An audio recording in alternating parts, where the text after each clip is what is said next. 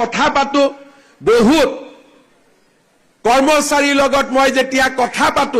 কথা পাতিলে মই তেওঁলোকক বুজি পোৱা হৈছিলো যে এওঁৰ নিযুক্তি ৰাকেশ পালৰ দিনত হৈছে গতিকে বেছিকৈ কথা বতৰা পাতি বিশেষ একো লাভ নহয় এওঁৰ পৰা ৰাইজৰ কাম বিশেষ নোলাব এনেকুৱা পৰিবেশ হৈছিলে যে ইন্সপেক্টৰ অফ স্কুলছৰ মই মিটিং পাতো মিটিঙত মই খুধো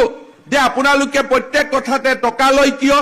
তেতিয়া মোক কয় যে স্যাৰ 20 লাখ টকা দি চাকৰি লৈছো খুদত টকা আনিছো গতিকে টকা মাৰিব লাগে টকাটো ঘূৰাই দিব লাগে গতিকে টকা যদি নলও আমি কেনেকে খুদত টকা ঘূৰাই দিম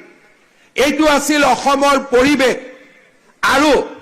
আমাৰ চৰকাৰী কৰ্মচাৰীসকলক আপোনালোকে যেতিয়া কেতিয়াবা অফিচত যায়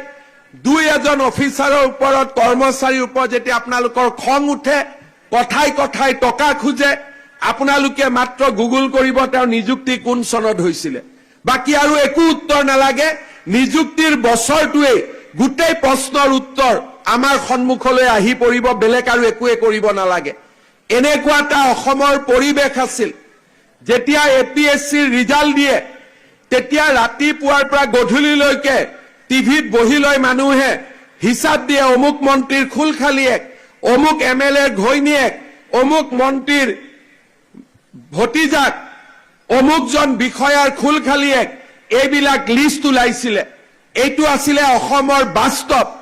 আৰু এই নিৰ্মাণ কোনে কৰিছিলে যেতিয়া আমাৰ অসমত কংগ্ৰেছ দলৰ চৰকাৰ আছিলে চাকৰিৰ এখন বজাৰ খুলি অসমৰ নৱপ্ৰজন্মক ধ্বংস আৰু হত্যাৰ ফালে লৈ গৈছিলে মই বহু সময়ত কওঁ ড্ৰাগছ খুৱাই মানুহক ধ্বংস কৰিব নালাগে মদ খুৱাই ধ্বংস কৰিব নালাগে উচ্চ শিক্ষিত কৰি যদি চৰকাৰী চাকৰি টকা দি ল'ব লাগে তাতকৈ আৰু অন্যায় যুৱ সমাজৰ বাবে একোৱেই হ'ব নোৱাৰে তাক মই বিশ্বাস কৰিছিলো আৰু সেই কাৰণে আমি পৰিৱৰ্তনৰ কাৰণে কাম কৰিছিলো আজি এপিএসসিৰ যেতিয়া ৰিজাল্ট দিয়ে তেতিয়া ৰিজাল্টৰ পিছত আমাক বেয়া পোৱা টিভিটো নিউজ কৰিবৰ বাবে বাধ্য হয় যে এইজন ল'ৰা তৰকাৰী বেপাৰীৰ ল'ৰা এইজন ল'ৰা বিধৱা মহিলাৰ ল'ৰা এইগৰাকী ছোৱালী বজাৰত দোকান পাতি সৰু বস্তু বিক্ৰী কৰা এগৰাকী মহিলাৰ সন্তান যি চাকৰি এদিন মন্ত্ৰী বিধায়কৰ ল'ৰা ছোৱালীয়ে পাইছিলে অফিচাৰৰ ল'ৰা ছোৱালীয়ে পাইছিলে আজি সেই চাকৰি যোৱা 3 বছৰত অসমৰ সাধাৰণ মধ্যবিত্ত আৰু দৰিদ্ৰ শ্ৰেণীৰ ল'ৰা ছোৱালীৰ বাবে আমি মুকলি কৰি দিব পাৰিলো আৰু এই হৈছে পৰিৱৰ্তিত অসম এইখনেই হৈছে নতুন অসম এইখনেই হৈছে বিকশিত অসম শ্ৰদ্ধাৰ ছাত্ৰ ছাত্ৰীসকল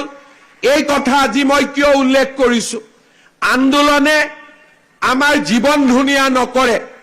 কাৰোবাৰ পৰা 2 টকা চান্দা তুলি বিহু পাতি অনুষ্ঠান পাতি অসমীয়া জাতিটো কেতিয়াও আগুৱাই যাব নোৱাৰে অসমীয়া জাতি তেতিয়া আতৰি যাব অসমীয়া জাতি তেতিয়া উন্নতিৰ চৰম শিখৰত গৈ উপস্থিত হ'ব যেতিয়া আমাৰ ছাত্ৰ ছাত্ৰীসকলে শিক্ষাক জীৱনৰ আটাইতকৈ গুৰুত্বপূৰ্ণ ব্ৰড হিচাপে আমি মানি লম তেতিয়াই আমাৰ অসমখনৰ পৰিৱৰ্তন হ'ব বহুতে বিশ্বাস কৰে যে আন্দোলন কৰি অসমৰ উন্নতি কৰিম পৃথিৱীত এনেকুৱা এটা জাতি নাই যিটো জাতিয়ে আন্দোলন কৰি উন্নতি কৰিব পাৰিছে কিন্তু পৃথিৱীত বহুত জাতি আছে যিয়ে মাত্ৰ নিজৰ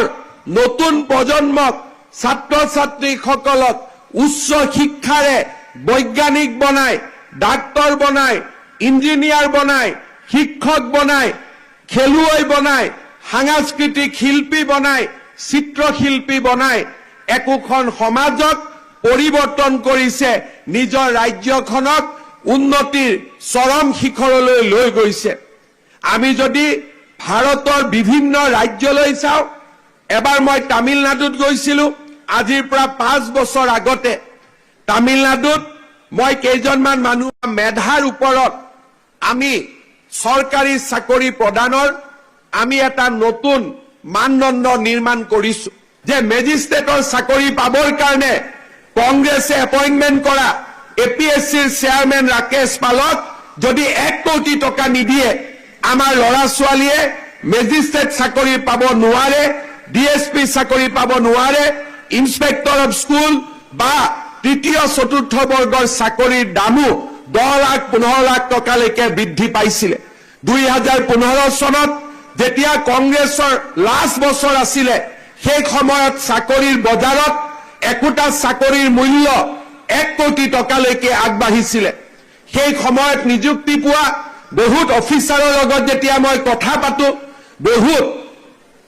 কৰ্মচাৰীৰ লগত মই যেতিয়া কথা পাতিলে মই তেওঁলোকক বুজি পোৱা হৈছিলো যে এওঁৰ নিযুক্তি ৰাকেশ পালৰ দিনত হৈছে, গতিকে বেছিকৈ কথা বতৰা পাতি বিশেষ একো লাভ নহয়, এওঁৰ পৰা ৰাইজৰ কাম বিশেষ নোলাব। এনেকুৱা পৰিৱেশ হৈছিলে যে ইন্সপেক্টৰ অফ স্কুলছৰ মই মিটিং পাতো, মিটিঙত মই সোধো যে আপোনালোকে প্ৰত্যেক কথাতে টকা লয় কিয়? তেতিয়া মোক কয় যে ছাৰ 20 লাখ টকা দি চাকৰি লৈছো, সুদত টকা আনিছো, গতিকে টকা মাৰিব লাগে, টকাটো ঘূৰাই দিব লাগে, গতিকে টকা যদি নলওঁ আমি কেনেকে সুদত টকা ঘূৰাই দিম? এইটো আছিল অসমৰ পৰিৱেশ। আৰু আমাৰ চৰকাৰী কৰ্মচাৰীসকলক আপোনালোকে যেতিয়া কেতিয়াবা অফিচত যায়, 2-এজন অফিচাৰৰ ওপৰত, কৰ্মচাৰীৰ ওপৰত যেতিয়া আপোনালোকৰ খং উঠে, কথাই কথাই টকা খোজে, আপোনালোকে মাত্ৰ গুগল কৰিব তেওঁৰ নিযুক্তি কোন চনত হৈছিলে, বাকী আৰু একো উত্তৰ নালাগে। নিযুক্তিৰ বছৰটোৱে গোটেই প্ৰশ্নৰ উত্তৰ আমাৰ সন্মুখলৈ আহি পৰিব, বেলেগ আৰু একোৱে কৰিব নালাগে। চৰকাৰী চাকৰি আমি আশাই নকৰিছিলো, কাৰণ আমি জানিছিলো যে চৰকাৰী চাকৰি পাবৰ কাৰণে আমি কাৰোবাক 10 লাখ 5 লাখ টকা ঘোষ দিব লাগিব, আৰু ঘোষ নিদিলেও কোনোবা মন্ত্ৰী বিধায়কৰ লগত আমাৰ সম্পৰ্ক থাকিব লাগিব, আৰু নহলে এপিএছচি বা ইণ্টাৰভিউ লোৱা মানুহসকল আমাৰ পৰিয়ালৰ লগত জানা শুনা হ'ব লাগিব, তেতিয়াহে আমি চৰকাৰী চাকৰি পাব পাৰো। চোকা ল'ৰা ছোৱালীৰ কাৰণে এটাই ৰাস্তা খোলা আছিলে, মেজিষ্ট্ৰেট হ'ব নোৱাৰে, ডিএছপি হ'ব নোৱাৰে, চৰকাৰী চাকৰি পাব নোৱাৰে, এছিষ্টেণ্ট মেনেজাৰ এছিষ্টেণ্ট ডিৰেক্টৰ হ'ব নোৱাৰে, তৃতীয় আৰু চতুৰ্থ শ্ৰেণীও চাকৰি পাব নোৱাৰে। তেওঁলোকে কি কৰিছিল? নিজৰ গাঁৱলৈ ঘূৰি গৈছিলে,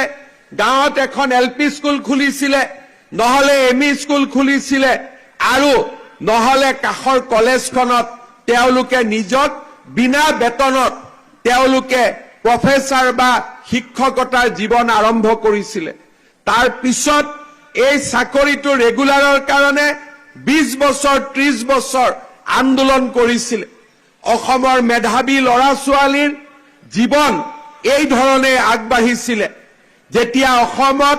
কংগ্ৰেছৰ চৰকাৰ আছিলে, লাহে লাহে চাকৰি পোৱাটো আৰু টান হৈ গৈ থাকিলে। এটা সময় আহিলে যে মেজিষ্ট্ৰেটৰ চাকৰি পাবৰ কাৰণে কংগ্ৰেছে এপইণ্টমেণ্ট কৰা এপিএছচিৰ চেয়াৰমেন ৰাকেশ পালক যদি 1 কোটি টকা নিদিয়ে, আমাৰ ল'ৰা ছোৱালীয়ে মেজিষ্ট্ৰেট চাকৰি পাব নোৱাৰে, ডিএছপি চাকৰি পাব নোৱাৰে, ইন্সপেক্টৰ অফ স্কুল বা তৃতীয় চতুৰ্থ বৰ্গৰ চাকৰিৰ দামো 10 লাখ 15 লাখ টকালৈকে বৃদ্ধি পাইছিলে। 2015 চনত যেতিয়া কংগ্ৰেছৰ লাষ্ট বছৰ আছিলে, সেই সময়ত চাকৰিৰ বজাৰত একোটা চাকৰিৰ মূল্য